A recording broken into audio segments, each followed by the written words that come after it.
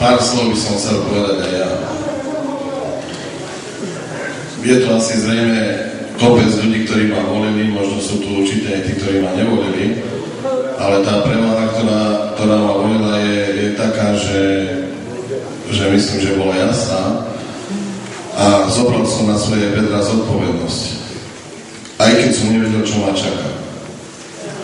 A možno mnohí si to neuvedomujete a hovoríte, obviňujete, tí, čo sú trošku možno priateľnejší, mi napíšu aspoň mail a ja každému sa snažím odpovedať. Neodpovedám na Facebooku, odkedy ma tam obvinili za, ja neviem, akého toho najhoršieho človeka, aký môže byť. Nebudeme sa baviť s ľuďmi na Facebooku, pretože tam stačí jeden podnet a hneď vás ľudia, ktorí vás ani nepoznajú, opíšu jak niečo hrozné monštrum. A preto je mi úprimne ľúto, ale vám poviem úprimne ľúto to, čo povedal pán Jakým. Pán Jakým, ja som barán, fyzické likvidácii sa nebojím. Ale skúsme položiť niekoľko otázok. Minulý rok pán Jakým prišiel za mnou, že jemu sa zdá, že platí vysoké nájomné. Ja som povedal, že skúsim to pretlačiť, ale určite cez poslancov to nepôjde. Neprešlo to. Ale povedal som, počúvaj sem, ak je tak, nesíhla ti pani bývalá primátorka vymeniť okna. Vynasnažím sa aspoň takto pomôcť vašej prevádzke, že vymením okna. Pýtam sa pána, akým boli vymenené okna. Netreba mi ďakovať. Ja som urobil len to, čo každý chce, keď chce pomôcť podnikateľovi. O to horšie ma bolí teraz, a to poviem rovno, že rozpráva sa tu je. Každý tu povedal, že je to poslanecký návrh pána doktora Kožucha a my sme tu preto všetci, že by sme si vypočuli váš názor. A mňa teší, že ste prišli. Ale ty si hneď zaotočil na primátora, že ja neviem čo, a tento by to ani nevie, že primátor bol prvý, ktorý povedal, že chce, aby nebytové priestory po rekonštrukcii zostali za tú istú cenu aspoň na 5 rokov o vašom nájme. To znamená, že nevieš podobnosti a útočíš a to je zlé.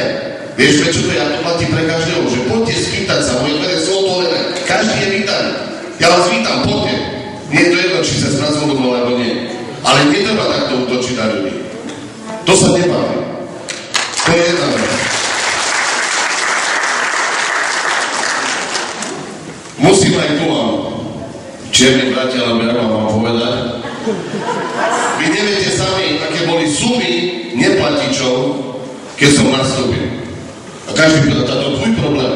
To tvoj problém. Áno, začali sme konať. Nechcem povedať potom, kto pustil ľudí, ktorí nemajú na to, aby bývali v Zetore a neplatili. Nechcem teraz poukazovať. Bol tam človek, ktorý dlžil 9 000 eur a sme ho konečne dostali vonku. Nebudem ukazovať prstov a nebudem hovoriť mená. Ale uznajte sa, ak je tento človek dlžný toľko, jak môže toto mesto fungovať? Vy chcete smete vyvážať? Chcete, že by sme toto robili? Chcete. No potom ja? Však keď ste všetky múdri umelci, poďte.